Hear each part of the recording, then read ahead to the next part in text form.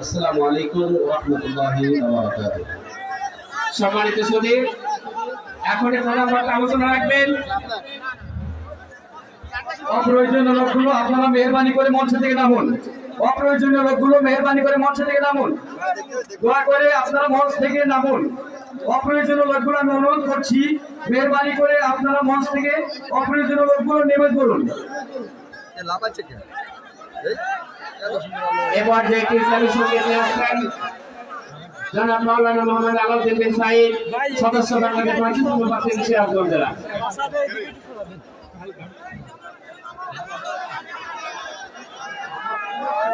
আসসালামু আলাইকুম ওয়া রাহমাতুল্লাহ। ঠিক আছে। এই দুর্যোগে এই দুর্ভোগে আজ জাগতেই হবে তোমাকে। এই দুর্যোগে এই দুর্ভোগে আজ জাগতেই হবে তোমাকে। জীবনের এই মরুবিয়া বানে,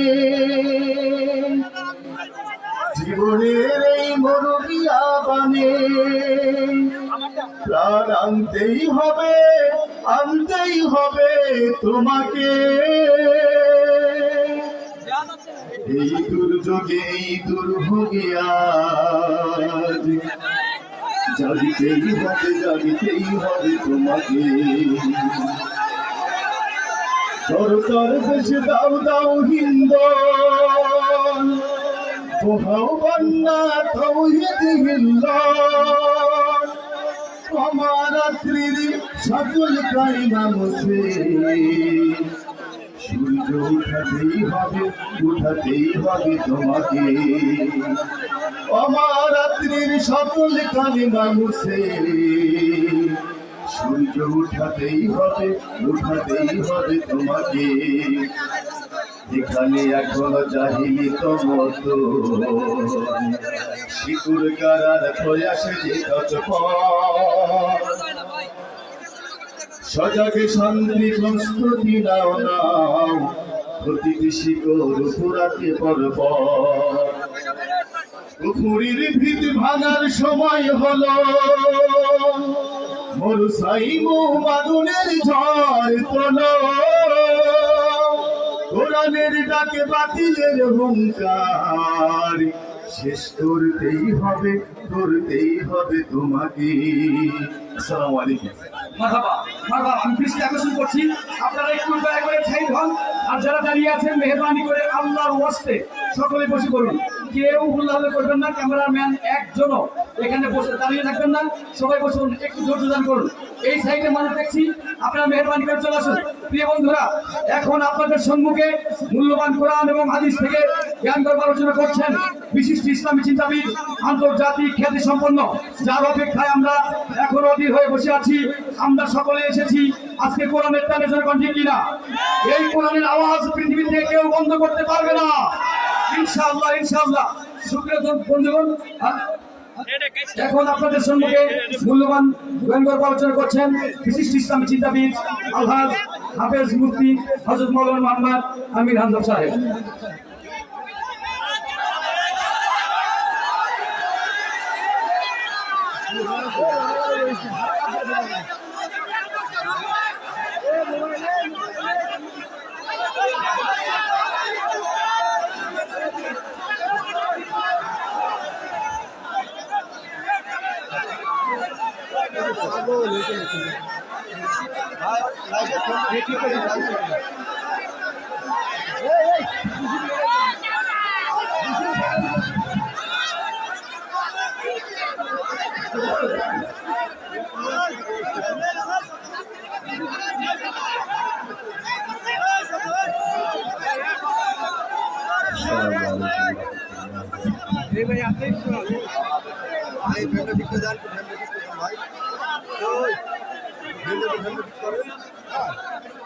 উপরে ফ্রেম ঠিক আছে।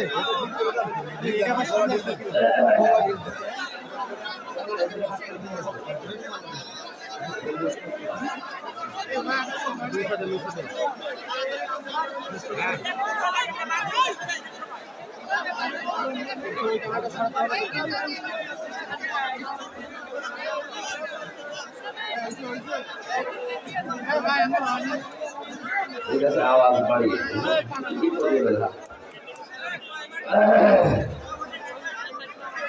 বুঝতে পারি হালকা একটু দেবেন।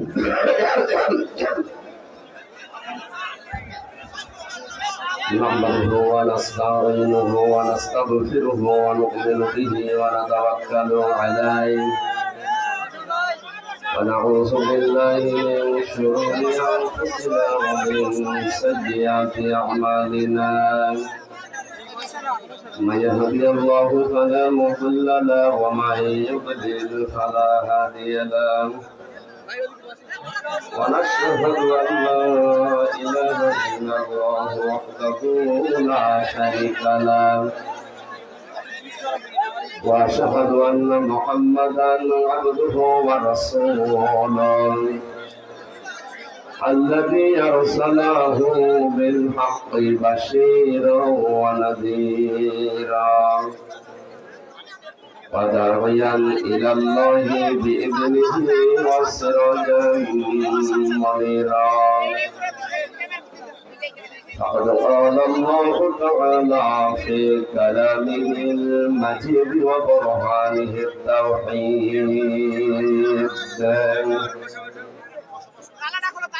জবান খুলে পড়েন আউযু বিল্লাহি মিনাশ শাইতানির রাজীম বিসমিল্লাহির রহমানির রহিম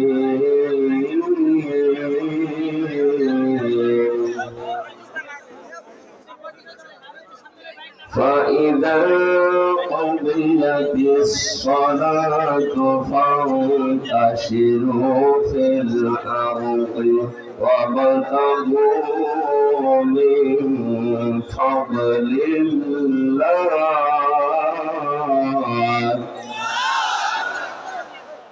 واذكروا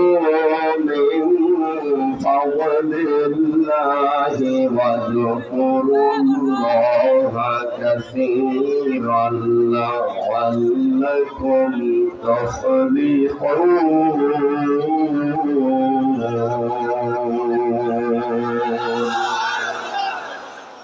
صدقت يا ربنا.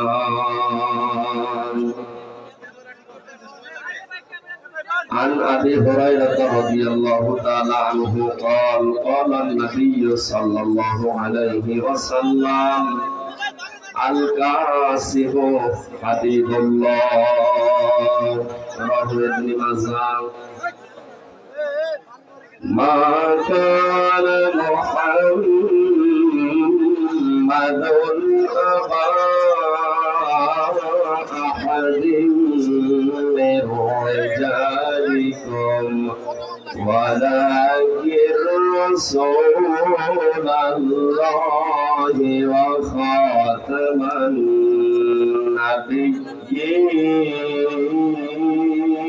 النبيين وكان الله بكل شيء عليما. اللهم صل على محمد وعلى آل محمد كما صليت على إبراهيم وعلى آل إبراهيم إنك حميد مجيد.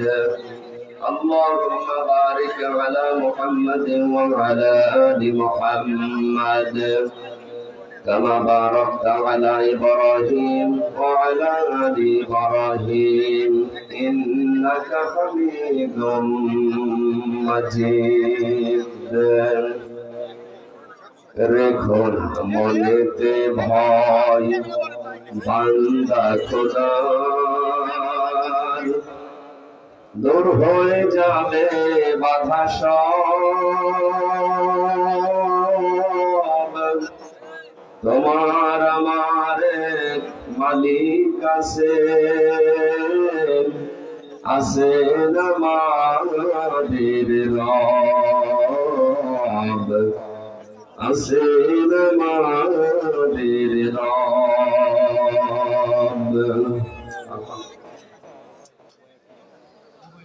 বাংলাদেশের ঐতিহ্যবাহী জেলা সিরাজগঞ্জ সলঙ্গা থানার অন্তর্গত চড়িয়া শিকা সিরাজগঞ্জ রোড চৌরাস্তা উচ্চ বিদ্যালয় ময়দানে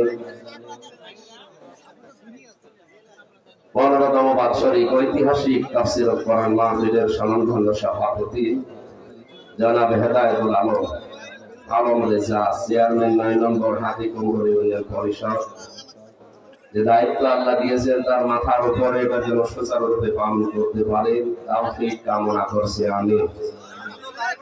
প্রধান অতিথি মাননীয় জাতীয় সংসদ সদস্য বীর মুক্তিযোদ্ধা আলহাজ শফিকুল ইসলাম শফিক দামাত বারকাতুহুল আলিয়া, সম্মানিত অতিথিগণ, বিশিষ্ট আইনজীবী আছেন মোস্তানসির বিল্লাহ, বিশেষ অতিথি হিসাবে উপস্থিত যারা আছেন, অনেক মানুষের নাম দেখছি, একটা করে নাম বলে দোয়া করে অনেক সময় লাগবে। এমনিতে আমার শরীরও ভালো না, কথাও আজকে বেশি বলা হচ্ছে, একবারে দোয়া করে দিলাম। ওরা ফানা কোরআন মাহফিল লিখে দিয়েছে। এই কথা বলেন কেন?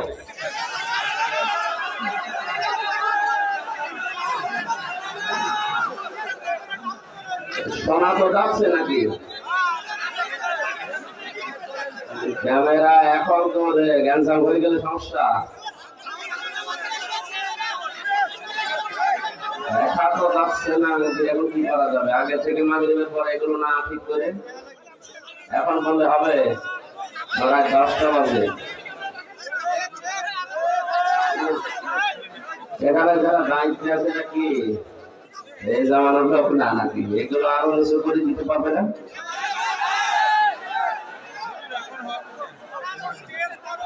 যাই হোক, কথা তো শোনা যাচ্ছে,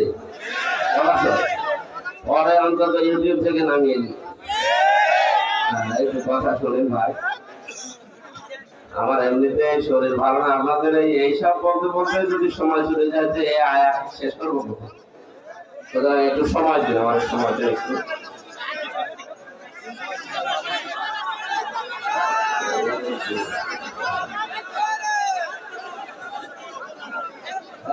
সদস্য খালি শেষ শেষে মুখে লাগিয়ে ধরলে হবে?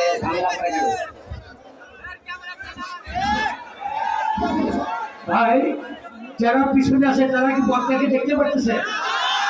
তাহলে আপনারা কেন হইচই করতেছে? কথা শুনবে, আল্লাহর কথা শুনবে, কোরআনের কথা শুনবে, ওইসব জায়গায়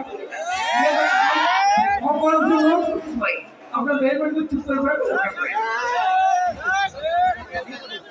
এটা তো এমনিতে সাধারণ কোন অনুষ্ঠান না ভাই, এটা পুরাটা একটা ইবাদত।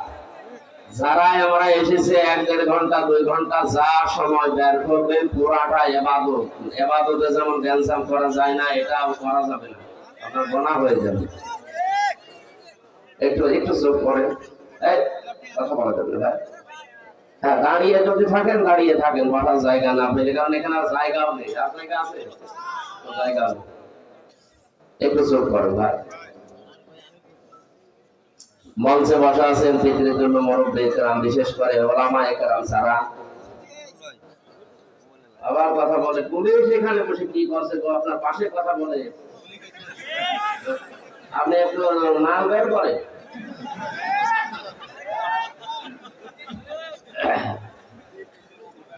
কথা বলবে না ভাই, ওনারা এসেছে আমাদের এই অনুষ্ঠানকে সুচারুরূপে সম্পন্ন করার জন্য। এতগুলো মানুষ এক জায়গায়, একটা অ্যাক্সিডেন্ট যদি হয় সব দরজা ঘাটে, একটু চোখ পড়ে আবার কথা বলে, কথা বলা যাবে এখানে দাঁড়িয়ে না, ঠিক বলতে পারছেন না, বসে পড়ে যাবে।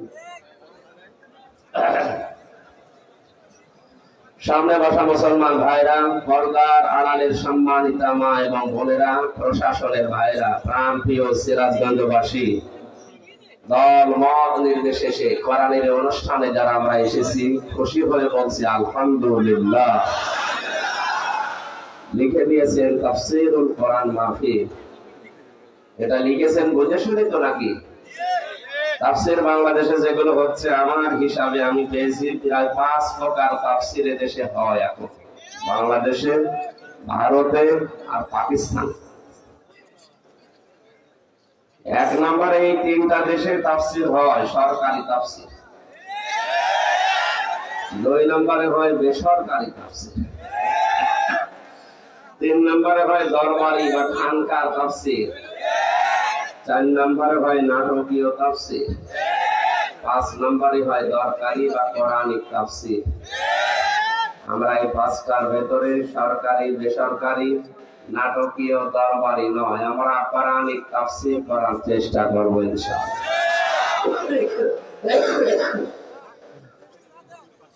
আমার আজকের আলোচনার বিষয় হচ্ছে কাজের সময় কাজ। কাজকে অনেক মানুষ দূরে ঠেলে দিয়ে শুধুমাত্র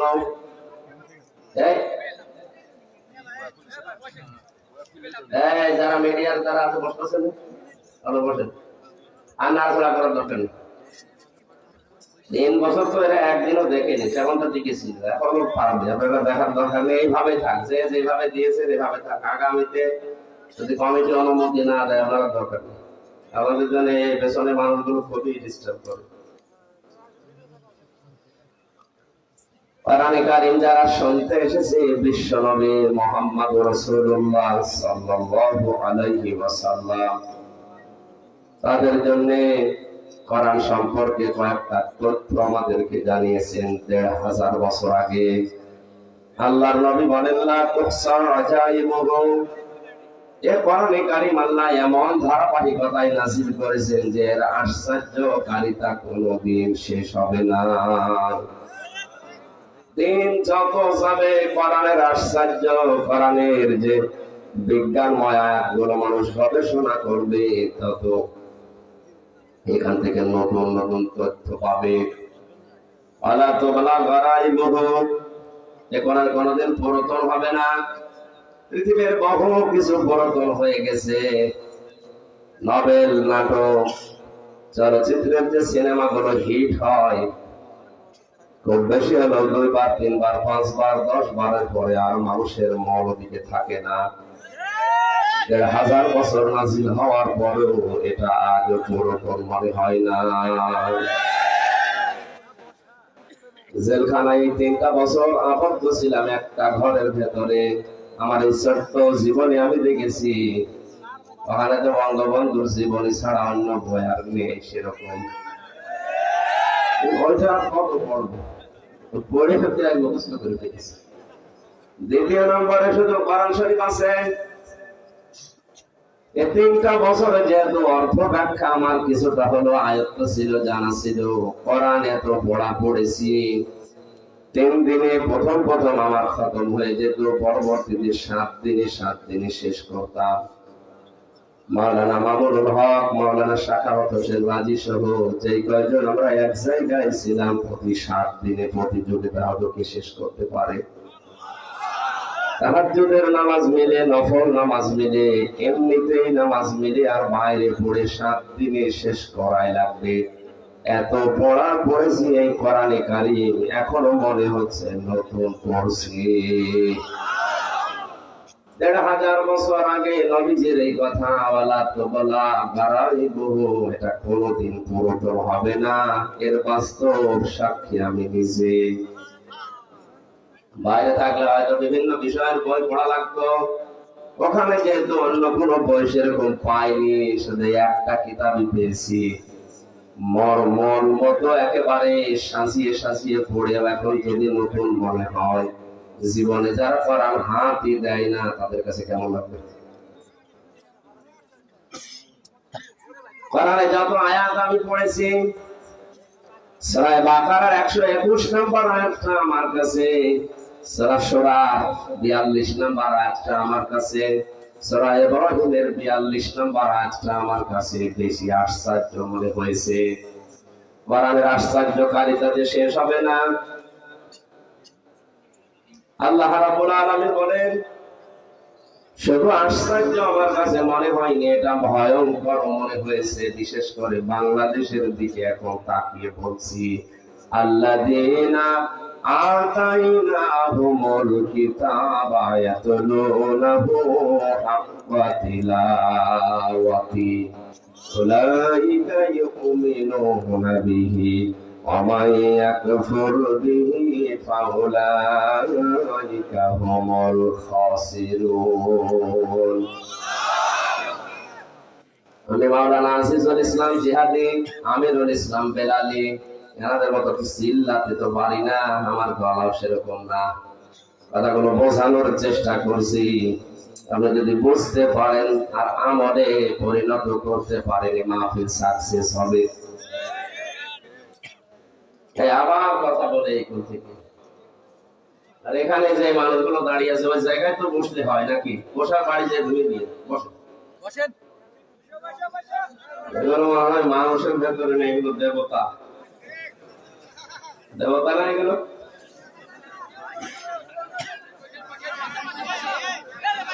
বসলেই তো হয়, বসেন বাড়ি যে বসাতে ধুয়ে দিয়ে বসেন। দেখা যায় না কি দেখবেন কি? বসেন ভাই, বসেন বসেন।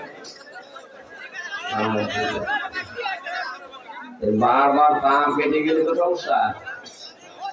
এমনিতে আমার শরীরের যে অবস্থা, এগুলো নেওয়াই ঠিক হয়নি এখন। আপনারা সাহায্য না করলে তো কথা বলতে হবে না। যাই হোক, না বসলে কথা বলবে না ভাই, তাই কথা বলতে হবে। চুপ করেন।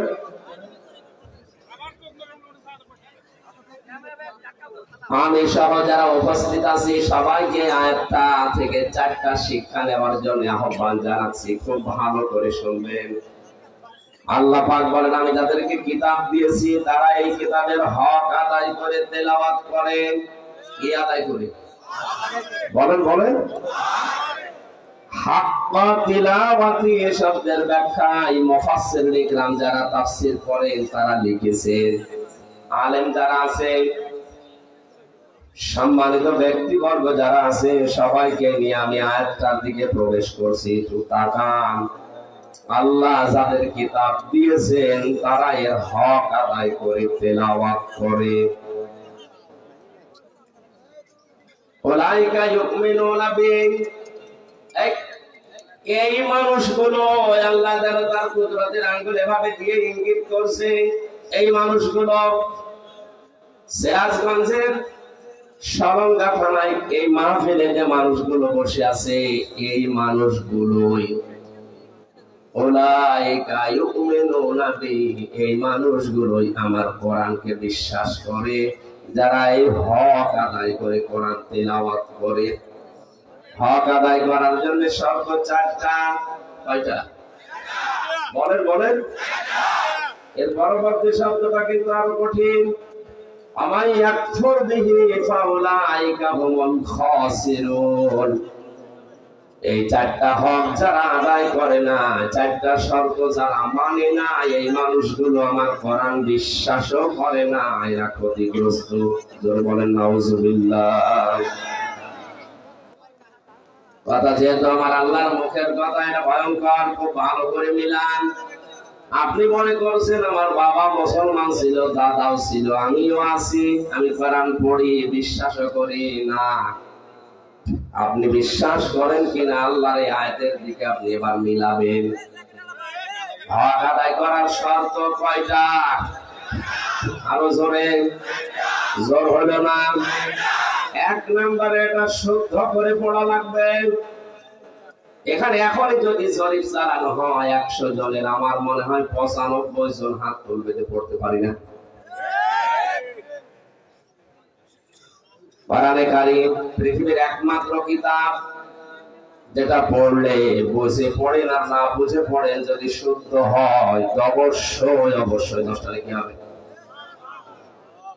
আর যদি অশুদ্ধ হয়, পড়া তো দূরের কথা, সওয়াব নেই, আর গোনা হবে আপনার। অনেক মানুষ পড়ে ইদা জাআ নাসরুল্লাহি ওয়াল ফাত, এরকম পড়ে। যারটা পড়লাম এটা কি সত্য হয়েছে? হ্যাঁ, ইদা জাআ নাসরুল্লাহ, এখানে সোয়াদ আছে। নাসর শব্দের শাব্দিক অর্থ সাহায্য, আর নুন সিন র নাসার মানে কি? বাকি যারা বলে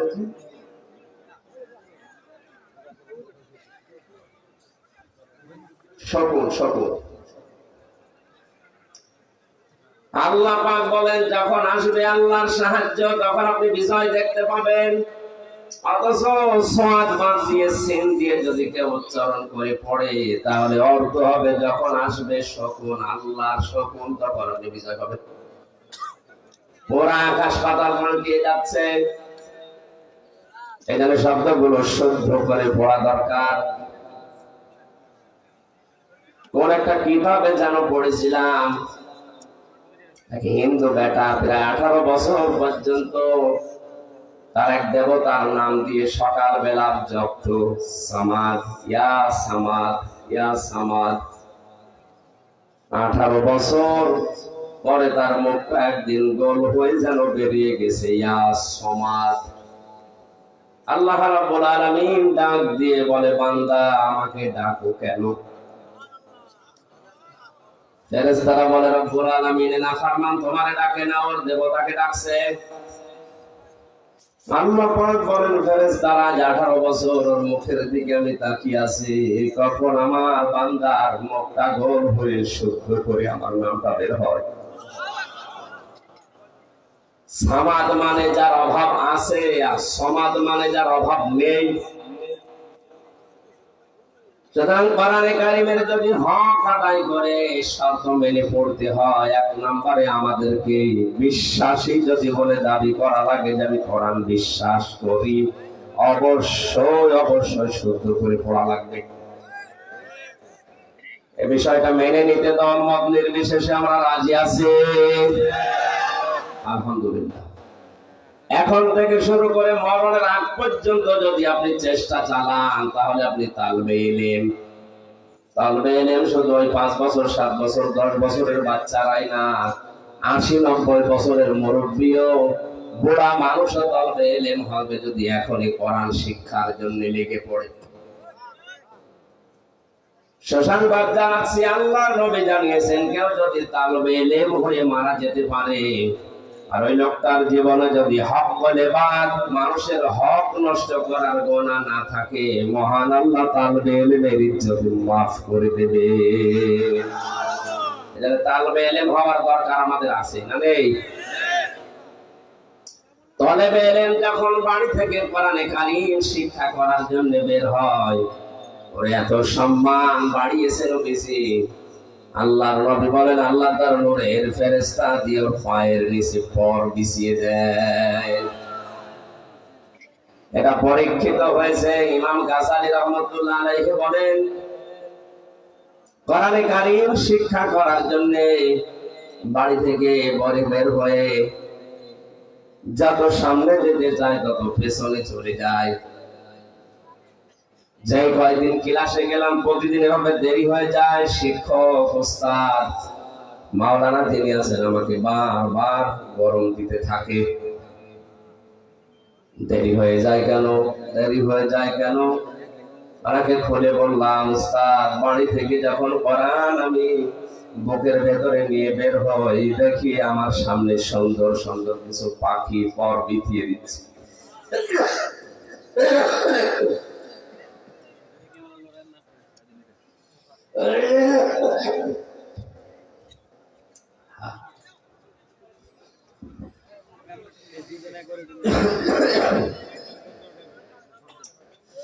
পাখিগুলো এত সুন্দর জীবনের আগে কোনোদিন দেখি নাই। এ পাখি দেখার সঙ্গে সঙ্গে এক হাত দিয়ে কোরআন ধরার পরে আর এক হাত দিয়ে সরাতে থাকি। যত সরিয়ে দিতে চাই তত জোর করে আমার পায়ের নিচে পর বিছিয়ে দেয়। এগুলো সরাতে সরাতে আমার দেরি হয়ে যায়। উস্তাদ চোখের পানি ফেলে তাকে বুকে জড়িয়ে কপালে জমা দিয়ে বলে, আল্লাহর বান্দা, হে আমার সন্তান, তুমি যে ছোট ছোট পাখিগুলো দেখেছিলে এটা আসলে পাখি না, এটা নূরের ফেরেশতারা তোমার পায়ের নিচে পর বিছিয়ে দিয়েছে। আশা করছি যে বয়সেই হোক কোরআন না শিখে মরব না, এই সিদ্ধান্ত আজকে নিয়ে যাবেন। রাজি আছে? আলহামদুলিল্লাহ। দ্বিতীয় শর্ত হচ্ছে শুধু কোরআন পড়লেই হবে না, এটা বুঝতে হবে। আজ 100 জনের ভেতরে